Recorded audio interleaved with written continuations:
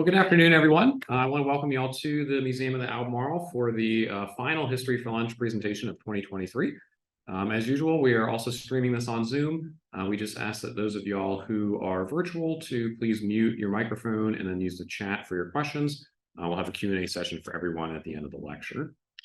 Also a reminder that the next History for Lunch is scheduled for Wednesday, January 3rd, 2024 at noon. Featuring Dawson Tyler and Don Herr of Down East Preservation. So they will discuss the comeback story that is the Kadesh AME Zion Church on East Gale Street down in Edenton, including the important place that the church occupies in Edenton's history and how the church came to be restored. They're going to focus specifically on the restoration of the church's impressive stained glass windows.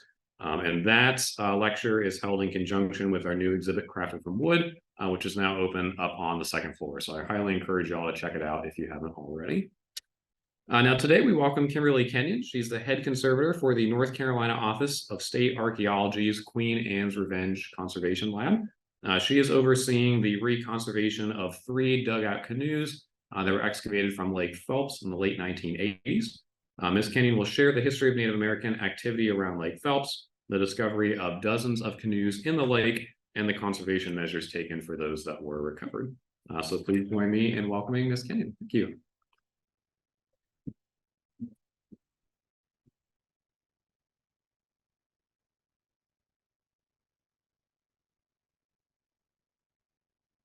Well, thank you so much for joining me today. I'm always excited to share our work with the broader audience outside of Greenville in particular. I don't get to get out very often. So thank you for the introduction.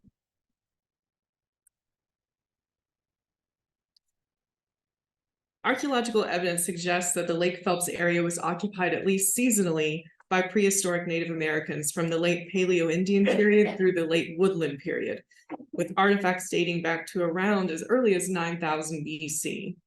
It is believed that the peoples who inhabited this area were mostly Algonquian-speaking Native Americans. The Paleo-Indian period, which includes the time before 8000 BC, represents the initial stage of human presence on the North American continent. People of this period were nomadic hunter-gatherers, hunting animals still alive at the end of the last ice age. The oldest known canoe in the world, which is not from North America, it's in the Netherlands, it corresponds the date to around the end of the Paleo-Indian period on the North American continent and the beginning of the Archaic period, around 8000 BC. The Archaic period, which spans 8000 BC to 1000 BC, follows the receding of the glaciers that brought about a change in the climate that is similar to what we see today. People of this period were hunting some animals that could still be found today in modern era and collecting a variety of different plant-based foods. These people moved between several different campsites throughout the year and likely lived in small bands of extended families or groups of families. The Woodland period from 1000 BC to 1600 AD represents a gradual shift to a more agriculturally based lifestyle and permanent settlements. This period is also broken down into early woodland from 1000 to 300 BC, the middle woodland period from 300 BC to 800 AD, and the late woodland period 800 to 1600 AD, which is when we start getting into what we call the contact period, when European settlements are appearing on this continent. Societies during this period became more internally complex, creating more complex mortuary rituals, for instance, building burial mounds, and some with far-reaching trade networks.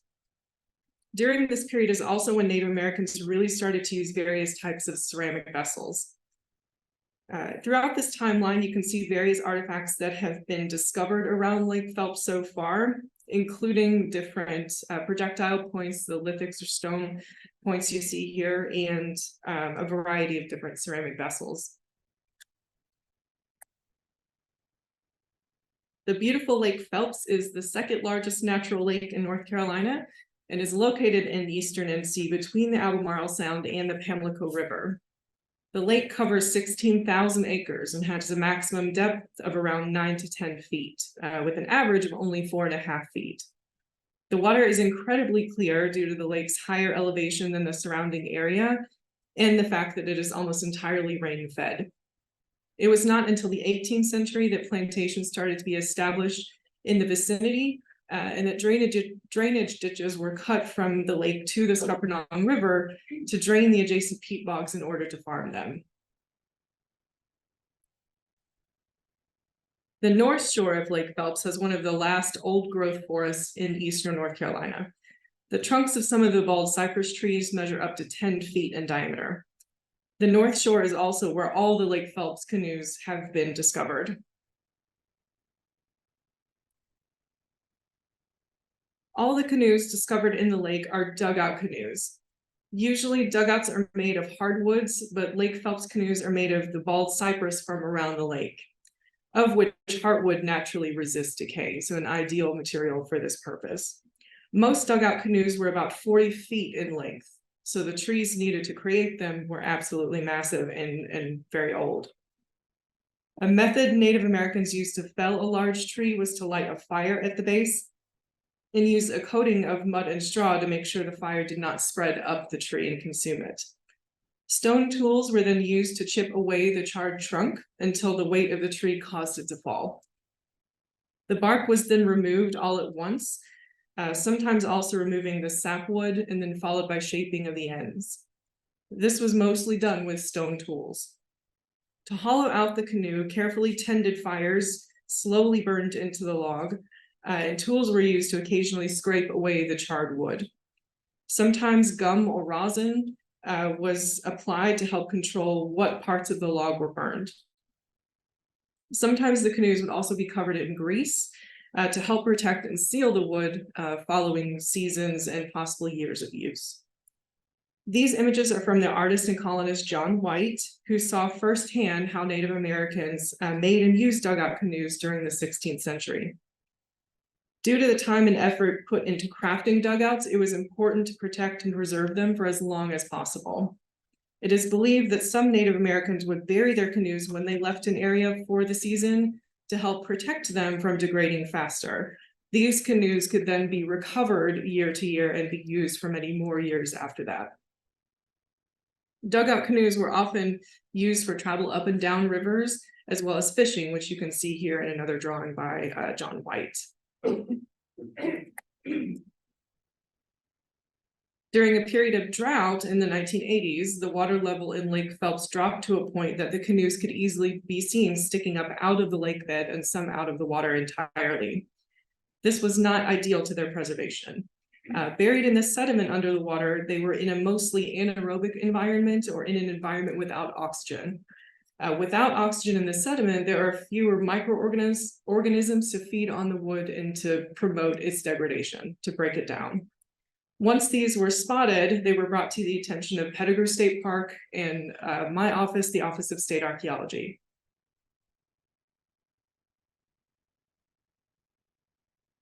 While searching the area, a total of 30 canoes were found. Archaeologists started the process of recording them in 1985. And here you can see staff working to record the exact locations of the canoes for the archaeological record, and so that they can easily be found later after they were reburied. Most of the 30 canoes were reburied in place in the 1980s. However, some again became uncovered. So they were in 2004, so many years later. So they were moved from their original locations and reburied in deeper parts of the lake. Most of the canoes, of the 30, it was decided that 4 would be removed. So most of them have remained in Lake Phelps. 4 were removed and conserved for study and would be placed in various museums around the state so that the public could learn from them and about the history of the Native Americans who made them. Not only were the locations of the canoes recorded, but many of them were also measured and recorded in detail. This is a detailed drawing of Canoe 3, which dates to around AD 1400, that late woodland period. This is one of the 4 canoes that was removed from the lake, and one of the 2 canoes that we retreated during this grant we received from the Institute of Museum and Library Services. Here's also a drawing of canoe 4. This canoe dates to the 4th century, so it's about 1600 years old. We document everything so that we can understand any changes that may occur following recovery and throughout its treatment process. The age of all 30 canoes in the lake was also studied. We attempted to use dendrochronology, which is the use of comparing tree rings to determine the age of the wood, but unfortunately these were unsuccessful. Instead, we used radiocarbon dating, or carbon-14 dating, you might hear. This method is based on the idea that plants and animals constantly exchange carbon-14 with the environment while they are still alive. But once an organism dies, carbon-14 starts to decay at a predictable rate. Measuring the amount of carbon-14 left in an organic artifact can tell us how old the artifact is. So this is how we've derived all of the dates of these canoes. 19 of the 30 canoes have been successfully dated using this method. Here you can see how many of those canoes dated to each time period. Although we do have other artifacts from the Paleo-Indian period represented in things that have been recovered around the lake, there were no dated canoes from that time, so nothing that early as far as canoes. The oldest canoe in this group is from around 2400 BC, with the youngest canoe from around 1400 AD. And you can see here the majority of the canoes are from the Middle Woodland period. In 1986, the 4 canoes that were removed from the lake were brought up and conserved. Of the 4 recovered, 2 were taken directly from the lake. Canoes 1 and 2, from my right to my left here, are seen in these photos. Canoe 2, as you can see them floating on a raft, has the most length that has survived out of the 30, with a total length of about 30 feet, although it is in segments. The canoes were removed as carefully as possible, trying to keep them intact. The other 2 canoes, canoes 3 and 4, were not taken directly from the lake. Canoe 3 was actually found dry, which is not ideal and not how you really want to find an artifact that had been submerged for hundreds of years. It was located on the property of a local citizen, having been turned into a path in their yard. Definitely not ideal. Canoe 4 was found almost entirely out of the water, so pretty much dry. It was moved to a nearby pond to try to keep it wet for about 2 months before it could be moved for conservation. However, this was also not ideal for its preservation. In the pond, it was uncovered and vulnerable to worms and any other organisms to get into the water. And this unfortunately turned much of its surface into kind of a Swiss cheese appearance. Here are some other additional views of canoes 3 and 4. As you can see, they've broken into multiple pieces. Some of this occurred over the many years they were buried, but much of it occurred when retrieving the fragile canoes from the lake. In the 1980s, a student at Texas A&M University experimented with sugar to conserve waterlogged wood. And this is what was decided for the 4 Lake Phelps canoes that were recovered. A large tank was constructed out of wood and lined with plastic to prevent leaks. Leslie Bright, an archaeologist working on the project at the time, described how the canoes were treated, starting with a lower percentage of sugar and water and gradually bumping it up to 100%. Phenol was added to prevent the sugar from fermenting. And in order to conserve how much sugar and water they needed to use, they were sandwiched between these 2 sheets of plastic, and then basically all the air squeezed out like a giant tube. After saturating the canoes over the course of about 12 weeks, they were moved inside the lab to dry at ambient temperature and humidity. You can see these on their specially made slings. So I do want to take a moment to talk about waterlogged archaeological wood conservation so that everyone understands what the goals are when treating this kind of artifact and what problems we have with them. With wood that's been sitting in water for hundreds or even thousands of years in some cases, it breaks down over time. The cell walls start to degrade, the water leaches the cellulose out, and so there's very little structural support remaining for the wood to support itself. Water has, however, moved into the cells of the wood, which acts as a support. And this stops it from completely collapsing. If archaeological waterlogged wood is dried out without replacing the water inside the cells, then the wood will warp and it will twist and fracture. And that's the kind of collapse we are working to prevent. We use impregnation or bulking agents to accomplish this. Bulking means a chemical enters the cell walls and helps provide structural support to stop the cell from shrinking. Impregnation is when chemicals can be filled into the center of the cells and again, just prevent shrinkage at that level. The sugar that was used to treat the Lake Phelps canoes is an example of a bulking agent, meaning that it's remained in the cell walls. However, today, sugar is not widely used because other chemicals have found to do a better job of bulking up the wood cells and have proven to be more, have a longer life as far as post-conservation. The main chemical that we use today, and it's no exception in my own lab, is called polyethylene glycol or PEG.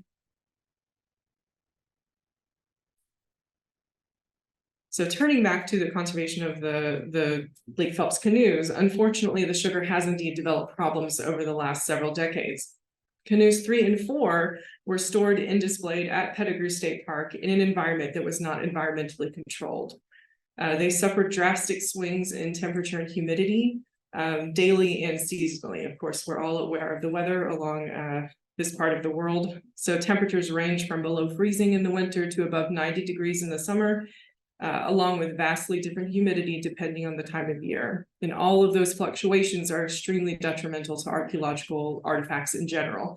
So that is something we are always trying to combat as conservators and museum professionals to keep everything as stable as possible.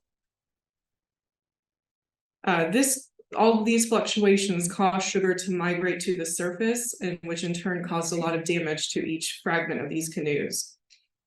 Treated wood should be stored at about room temperature with a constant humidity of about 45 to 55%, with very little fluctuation allowed within those percentages. In this photo, you can see how the canoes were stored in a shed at Pettigrew State Park with no air conditioning or any kind of climate control. Eventually, someone at the park recognized that the sugar was leaching to the surface and causing a lot of problems for these artifacts. And the canoes were removed from display to be retreated. And this was about 2010 that this occurred. The canoes were brought to the Queen Anne's Revenge Conservation Lab and were stored in a controlled environment until they could be worked on. And we really took our time to assess their condition and try to figure out a path forward for these canoes. However, both of the other canoes, 1 and 2, have also experienced their share of issues. Despite the fact that canoe 2 is in a fully climate controlled case in the Museum of History, where you can see it on display today. And canoe 1 was in several climate controlled museums split up across the state, including one fragment being in Plymouth. This just demonstrates one of the major reasons why many conservators have abandoned sugar in favor of PEG. It is proven to be long-term unstable and really difficult to handle as far as a material. These are microscopic views of the sugar on the surface of some of these fragments. These white clusters of the white blooms you see here are sugar crystals that have risen above the surface of the wood. So these are extremely difficult to remove or dissolve. Some of them have become very hard and kind of impervious to any tool without causing further damage to the wood when we try to clean it. While the previous view was a superficial view, this shows the true extent of the damage in a cross-section of a fragment. You can see the cellular structure of the wood here. The sugar is not just on the surface, but it is also crystallized in most of the cracks in the pores, and even in the tunnels that worms and other microorganisms have created in the structure. The crystallized sugar is making this damage worse. You can notice in the middle where 2 pieces were supposed to be touching, and obviously over time, you can see the bowing that's occurred where the sugar is. And so you can imagine, extrapolate that across the entirety of every crack and pore in these large objects. The fact that the sugar is not just on the surface also makes it incredibly difficult to treat. The sugar below the surface is hard to reach by mechanical cleaning due to even more damage being done with the tools we need to use. Also, chemical cleaning is not always effective due to the wood and the surface sugar giving a sort of protective layer or candy coating to these canoes. So in 2015, an ECU graduate student tested out methods of cleaning canoe 3 for her thesis. And she used a 75% reagent alcohol solution in water to try to dissolve this back into the wooden structure of the canoes, or at least to get rid of this surface buildup. The idea being that more alcohol meant less drying time. We don't want to introduce more water back into the wood because it also might be detrimental to re-wet and re-dry. That could be a dangerous cycle. In 2018, we received an IMLS grant to continue this work, enabling us to hire conservator Tim Smith specifically for this task. He was with us for about 2 years, and Tim followed on the footsteps that Michelle, a previous ECU student, had undertaken, gently misting the surface of the wood with the same 75% reagent alcohol solution. Just holding this mister slightly away from the wood until just damp. The wood was then allowed to dry before being examined and in some cases treated again.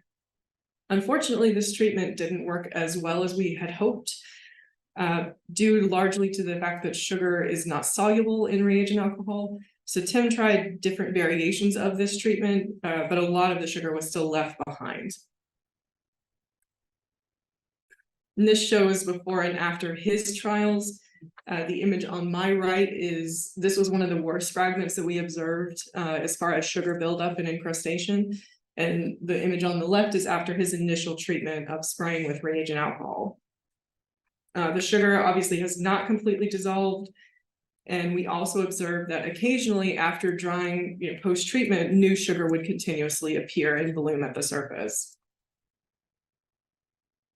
He then decided to switch gears and try something else. A lot of conservation is trial and error, trying to figure out what is best for any individual artifact. So after more research and testing, we attempted a new method of using a poultice.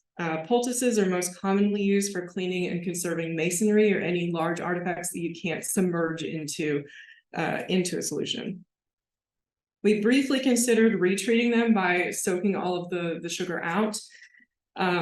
But our big concern was that this again would be detrimental and cause more collapse of the wooden structure without something supporting it. The poultice was a very simple solution to our problem as far as especially the small fragments. It's just a damp tissue that has been folded 3 or 4 times and soaked just until damp. This was then placed on the fragments for about 3 hours to allow the water to dissolve the sugar either into the tissue or back into the wood. Either was deemed desirable. If needed, the wood was wrapped in polyethylene sheets, as you see here, to make sure that the poultice stayed in direct contact with the wooden fragments. When it was removed, the wood was then allowed to dry for a day completely before being stored away. And this proved to be a really effective and gentle method to do this. This kind of simple solution really worked wonders as far as taking most of the sugar off the surface in just one treatment, really. Here you can see the 2 photos from before as they occurred as their first treatment progressed. And then finally at my left, after this simple treatment with the poultice applied with RO water. We've now completed treatment on all of the fragments of canoes 3 and 4 that have been in our care now for over a decade. And here are fragments of canoe 4 as well. Again, you can see the white blooms to the right, indicating all of the sugar that is deposited at the surface, and then at left, following treatment and removal of much of this superficial sugar.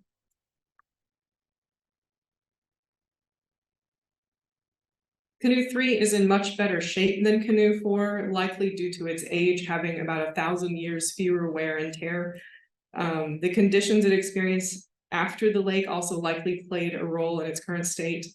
Canoe 3 was also the canoe that had some retreatment in the past by our former student. The only major sugar concentration on the surface of this fragment where it was on the surface, rather than canoe 4, where we see sugar completely encasing it and really deeper into the structure. Upon moving on to the larger fragments, a poultice was deemed to not be enough. There was so much sugar in areas that the poultice could not dissolve it as well as others. So we revisited the misting method, but changed it to just use the reverse osmosis or distilled water application until it was very, very wet. So this worked well to dissolve much of the remaining sugar. However, there were still areas with heavy deposits, so a poultice was again reapplied to focus on the worst of those areas. After this, there were still a few sugar crystals and cracks or pores that the spraying and poultice treatment was not able to reach. So we used dental picks and tweezers, which you see Tim using here to gently dig out all of the crystals that we could see deeper into the pores. This was not feasible up until this point due to the sheer size of the canoe and the extent of the problem. If entirely mechanically cleaned, we would not have finished these fragments in time for the end of the grant period. But following water-based treatments, it did not take long to remove the sugar in this way. This project has really reinforced, and something that I kind of harp on when I teach conservation to my students, that sugar is just not an acceptable way to treat waterlogged wood. It will pose many problems for years following treatment, and something that you will have to be responsible for continuing on in your career.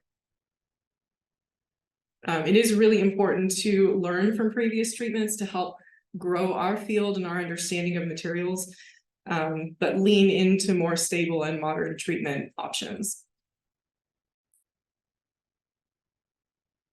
So as far as the future of these canoes, canoes 3 and 4, which are still with us, are still experiencing sugar migration, unfortunately. Following the success even of Tim's treatment, even a couple months later, we started to still see this movement and development of sugar crystals at the surface. So I believe that periodically, probably on an annual basis, we'll have to go through and do this all over again for all of these canoe fragments. Since we completed the grant, I did in fact go around and collect all of the fragments of canoe 1, which again, there was one at Plymouth, one down at Fort Fisher, and one at Little Washington. And I'm slowly starting to analyze those and figure out what state they're in, how can we improve them. And one of the fragments, I have experimentally re-submerged completely in a water bath to fully extract all of the sugar and to re-impregnate the timber with polyethylene glycol, the material that we use and we know is tried and tested. Following that, that fragment will be freeze dried. So that's kind of current state of research as far as these canoes go. Other canoes have also popped up in the meantime. My colleagues and I are working on publishing a compendium of all Native American dugout canoes discovered in North Carolina waters. We are at about 78 canoes statewide. If you didn't realize, we are one of the richest states as far as Native American dugouts. So we are, like I said, in process of publishing this data, the dates, the locations, and trying to understand and analyze why there are certain waterways being used, why there are certain dugouts being abandoned in certain areas, the materials used to build them. And additionally, I'm very proud to have the Lake Waccamaw canoe recovered in April of this last year, if you saw it in the news. My office worked very closely with the Waccamaw Siouan tribe members to accomplish the recovery of a nearly 30-foot canoe from Lake Waccamaw. Is completely intact, and it is about 1,000 years old. So it has come to my lab for conservation. So that will be a many years long treatment involving a lot of different parties to help accomplish this huge task. So I do encourage you to visit us where you can see that canoe and many other artifacts in our lab. So thank you very much for your time today. I'm happy to answer any questions if anyone has them.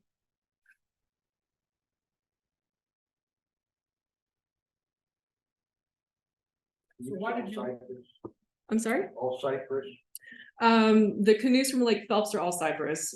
The other ones across the state, we discovered a mix of pine and cypress, depending on which body of water they were coming from. Why did you decide to rebury the other ones? The other ones were deemed to be at less risk. Our policy really is, as far as the Office of State Archaeology goes, if something is not at risk and it can be safely preserved where it is, it should be left in situ or in where it was discovered. The cost of conservation and recovery, the cost of perpetual care and display is oftentimes not feasible. And so we really have to weigh, these four were recovered because they were severely at risk. They were either already dried out, having been removed from the lake, or, in urgent risk of more damage. And so that's really our overall policy. And now it's reinforced by the fact that we have almost 80 canoes popping up in North Carolina waters. Yes. We are constantly looking for material on the royal cell phone. I don't believe there's ever been any bodies with do you know if the underworld archaeology or the fire has carried on? We do not. The Queen Anne's Revenge Project is not. That would be worth checking with the State Underwater Archaeology Branch. It's based in Fort Fisher. They'll have records of every piece of archaeological evidence that has been recovered or documented or just reported. So it's worth speaking with Chris Southerly, the State Underwater Archaeologist, about that. Mm-hmm. Yes, sir. What was the original sugar that caused all the problems? It was just white table sugar. just sucrose dissolved in water. There have been some experiments to look at other forms of sugar like sucralose and trehalose. But without further testing and without really having tried and true results on archaeological material and those long-term results and observations, I don't have a lot of confidence in them not resulting in the same problems. Yes, sir. So the oldest was about 4,000? Yes, the oldest, I believe that's the oldest in North Carolina. Yeah, I'm sure that's the oldest in North Carolina waters anyway. And then the very oldest canoe in the world was from the Netherlands, and that's from 8,000 BC. Yeah. I saw them when they had them at Lake Phelps when they first coming out, and I was thinking, I said, that doesn't look like a good way to keep them.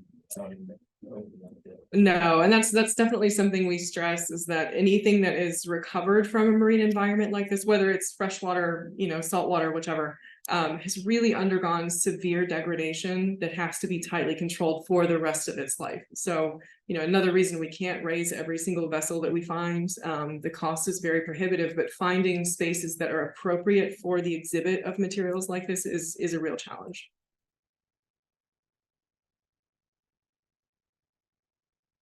Any other questions? Well, thank y'all so much for coming. I really appreciate it.